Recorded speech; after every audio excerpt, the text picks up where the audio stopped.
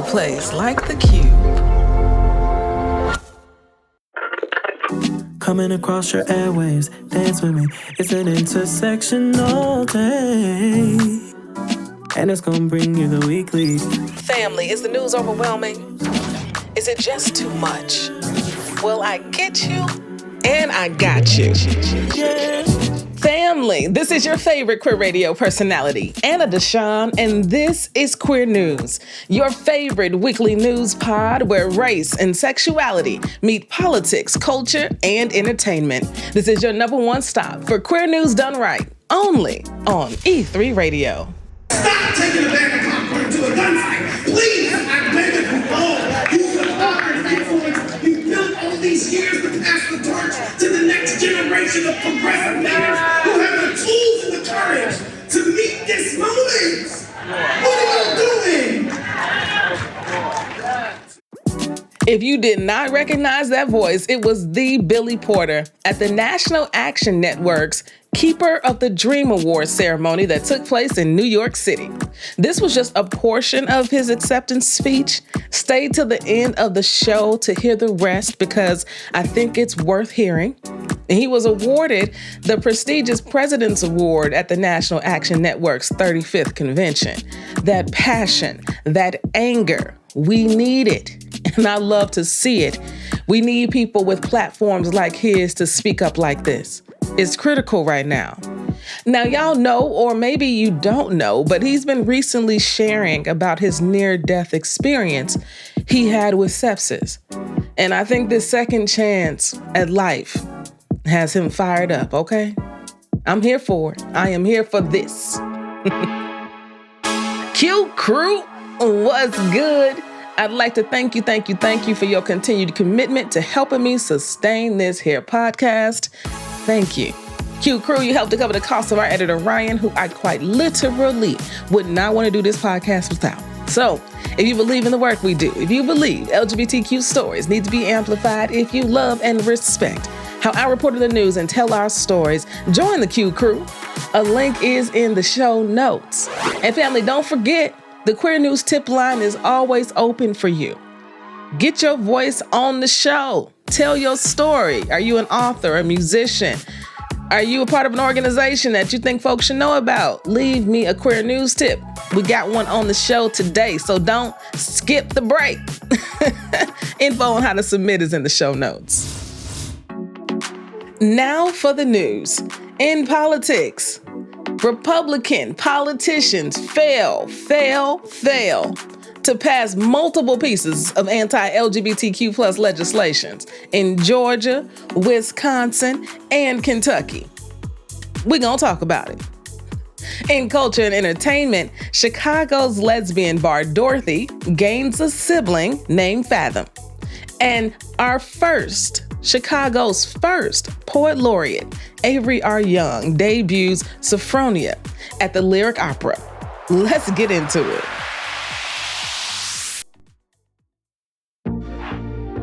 Family, in politics, we got good news on top of good news on top of good news. I can't remember the last time I had good news on good news on good news. So we're going to enjoy this moment, okay? Because also in Chicago, the sun is shining and it is 80 degrees. We're going to take it all in. Now, first up is Georgia. No new anti-LGBTQ legislation passed in Georgia this legislative year. No new anti-LGBTQ legislation at all. Georgia Equality celebrated the news on Blue Sky, writing, after a late night at the Capitol to finish out the 2026 legislative session, we could not be more excited to share that we did it. We successfully defeated all of the nearly 15 pieces of anti-LGBTQ legislation. Equality Georgia's executive director, Jeff Graham, gave thanks to all the Georgians who fought against the anti-LGBTQ legislation. And I quote, thousands of Georgians from over 60 counties came together to successfully defeat every last one. Despite state leadership fixating on restricting LGBTQ plus rights as their core priority over the past few years, we made it clear that scapegoating LGBTQ plus Georgians is not a winning political strategy. The bills aim to attack puberty blockers for minors, trans kids in sports via the Riley Gaines Act. Child, just a sore loser, okay? Just be a better athlete. All right. And criminalizing librarians who provide LGBTQ plus books to minors. The Georgia governing body cannot convene for a new legislative season until 2027, thanks to local state laws. So, Governor Brian Kemp can call an emergency special session, and the move has been done by previous governors, but right now, Kemp has 40 days to veto or pass all 2026 legislation, so that should keep him occupied for some time. We love to see it.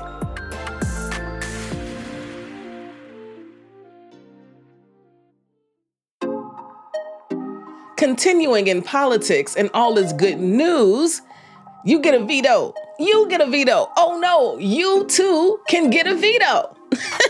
That's what happened in Wisconsin when Wisconsin Democratic Governor Tony Evers was handing vetoes out left and right on Trans Day of Visibility.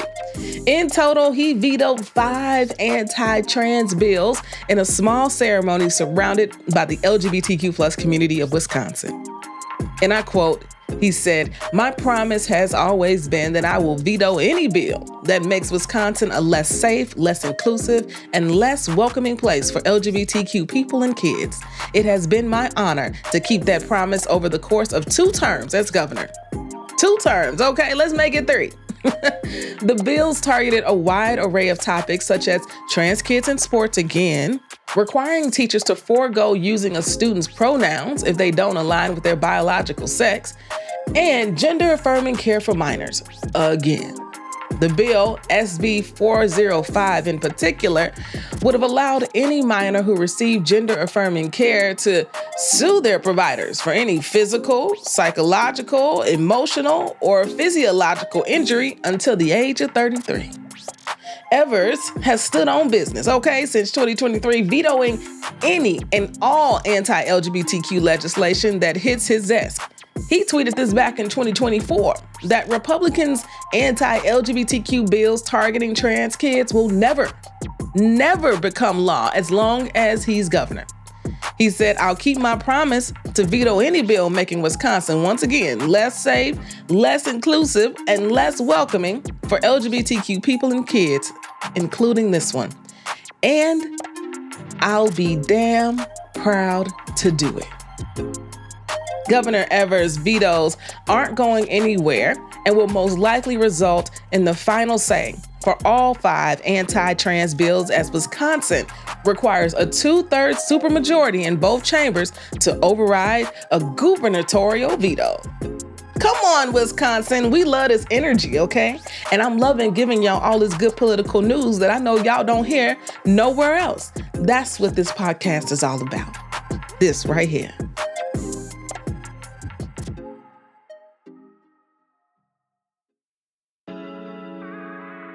Family, for our last political story today, I've got just more good news. More good news about anti-LGBTQ legislation that has failed, this time in Kentucky. Kentucky has failed to pass HB 759. Now, this bill was designed by GOP lawmaker, State Senator Jex Williams. Yes, his name is Jex, G-E-X. I'm going to save that for another day. But this bill that he constructed was to prohibit individuals diagnosed with certain outdated, non-disabling mental disorders, specifically targeting our trans siblings by referencing a 1987 diagnostic criteria from obtaining or renewing teaching certificates. It would have also mandated mental health exams for accused teachers. But the bill was so poorly constructed by Jex that it didn't even receive the attention of the Senate, who were scheduled to vote on it this month. The Kentucky Psychological Association's Eric Russ spoke to the Lexington Herald about the bill, and he said, "This bill would deter teachers from seeking mental health care, require sworn perjury statements about abandoned diagnosis, and remove qualified teachers based on identity rather than conduct." Family, the diction used to bar teachers from certification was teachers who have been, quote, treated for or diagnosed with a non-disabling disorder. Senator Williams was relying on an outdated 1987 DSM classification, which describes transsexualism and transvestite fetishism as disorders. Child, I can't even get the words out. It's so ridiculous. The bill also would have forced any teacher accused of being trans to undergo a mental evaluation. Without a timely classification of trans folks, the bill was doomed to fail, thank God, before it even took flight. To add more salt, okay, because we like adding salt, okay, to the Republicans' wounds, okay? The failure to pass this ugly bill means that for the first time in many years, no new anti-LGBTQ plus legislation was passed in Kentucky during this legislative session. Come on, we're talking about Kentucky. Now, we need to always stay vigilant for any bills trying to sneak their way into the next session. But for right now, family, we can celebrate that no new anti-LGBTQ legislation was passed in Georgia, was passed in Wisconsin, and was passed in Kentucky. Now, Ryan, give us a little celebration music or something, some more hand claps, something. Because I'm loving all of this, and I hope you are too, okay? Truly. Now, let's take a quick break. And when we get back, we're going to get into some culture and entertainment. But please don't skip the break, okay? I want y'all to hear this queer news tip so that it can inspire you to send me a queer news tip this week. Come on now, stay close.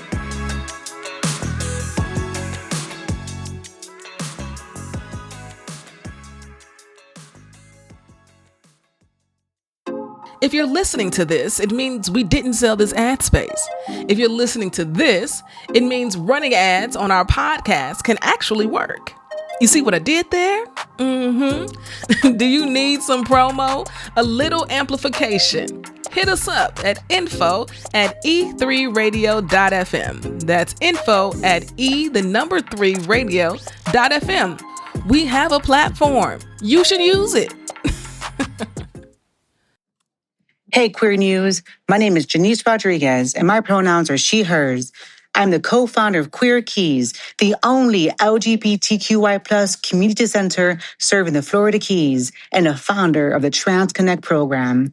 The Trans Connect program provides financial support for our local transgender community who cannot afford life-saving affirming care. And we do it all through community, no government funding, just us showing up for one another. In honor of Trans Day of Visibility on March 31st, we are throwing our very first Visibility is Power, Key West's first all-trans drag show.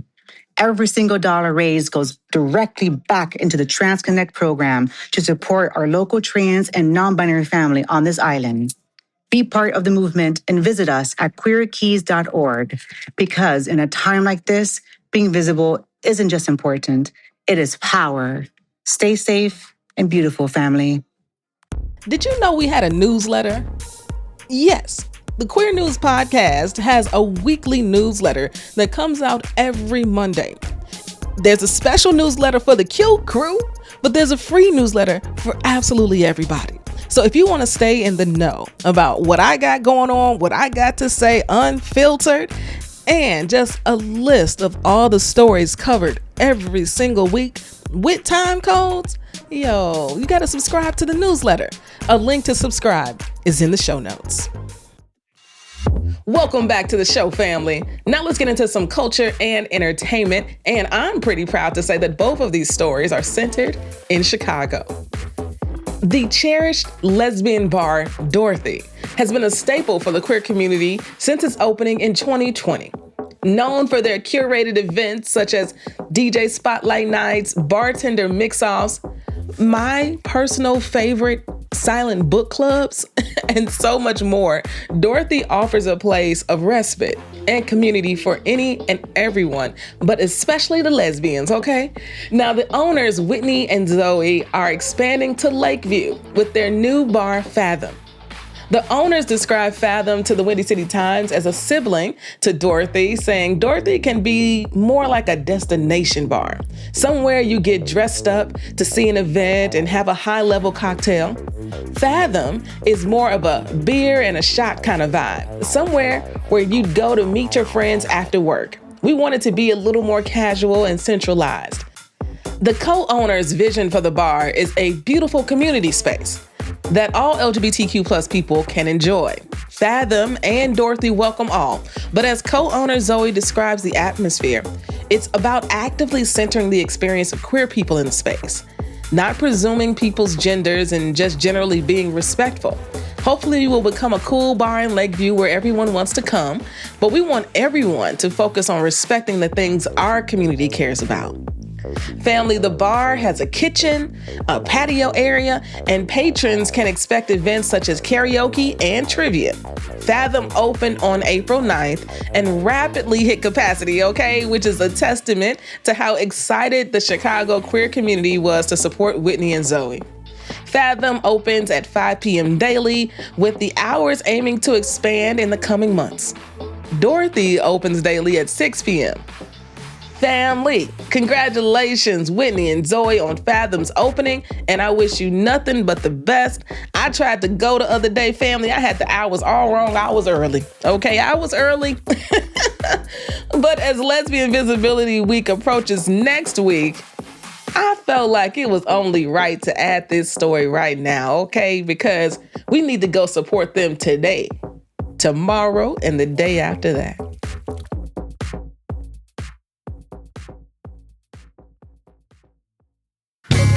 Let's go, y'all. On our way north. So he was like, well, no, why don't you think about the music?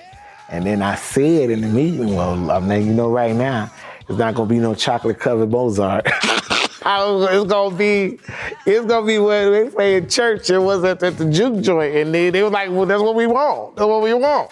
And I was like, okay, say less.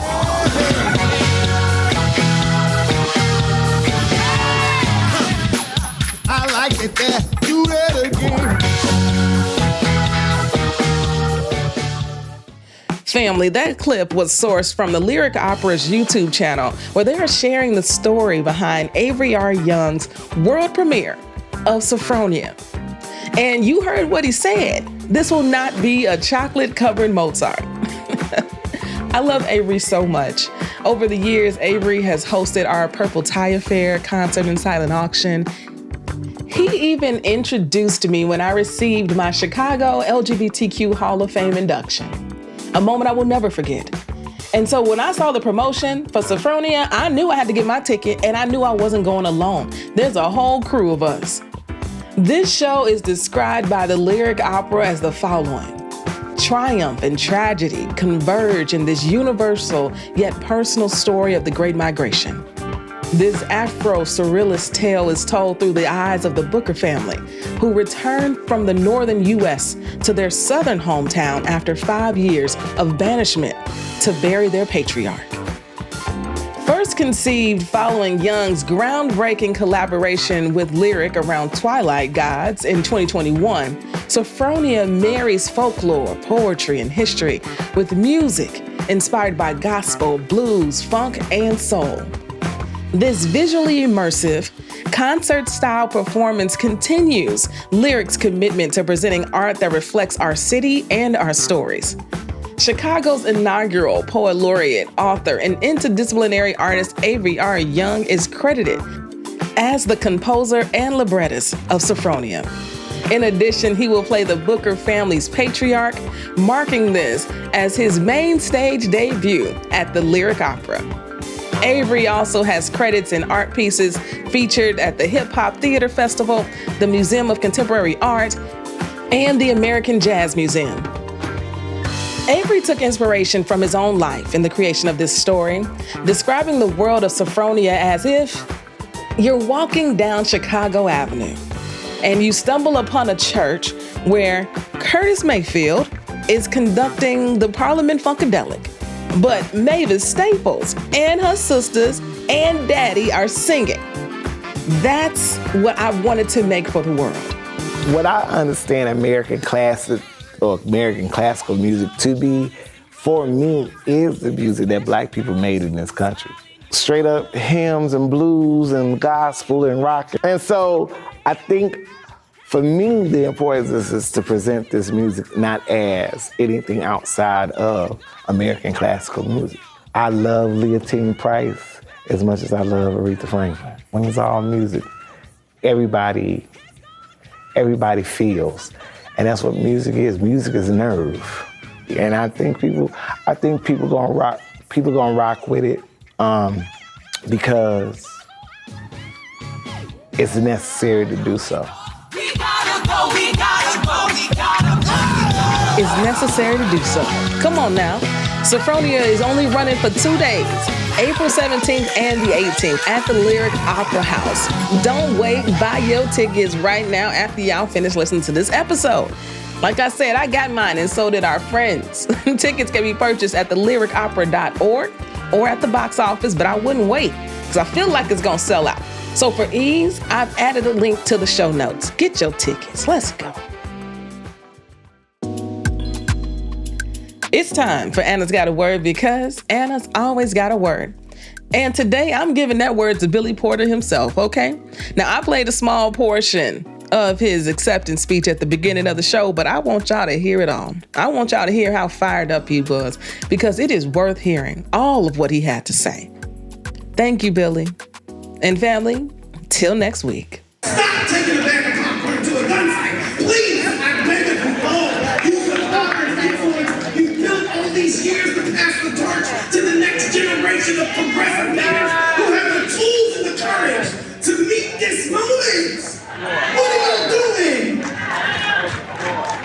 2, enact term limits for all of Congress and that damn plastic Supreme Court. No more long life appointments. 3, abolish the Electoral College. 4, invoke the 25th Amendment and remove or change from office. Right now! What are you waiting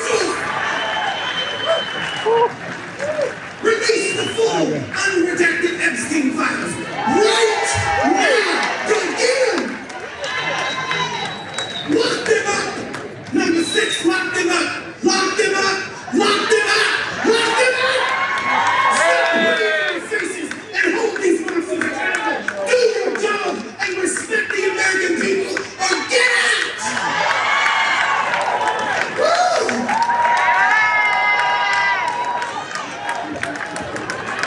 I no longer ascribe to blind faith and blind hope because faith without works is dead. Hope requires truth.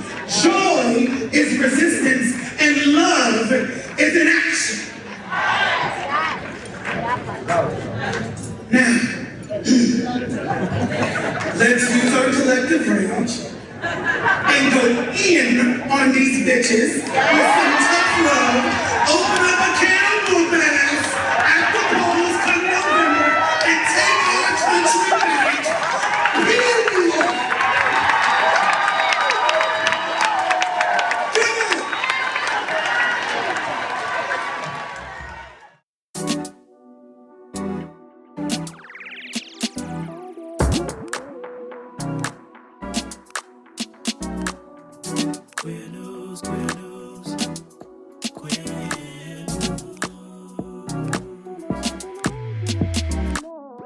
If you've enjoyed what you heard, rate and review us inside your favorite podcasting app. This podcast is written and produced by me, Anna DeShawn. Podcast editing by Ryan Woodhall. And brought to you by E3 Radio and distributed on The Cube. We are Queer News Done Right.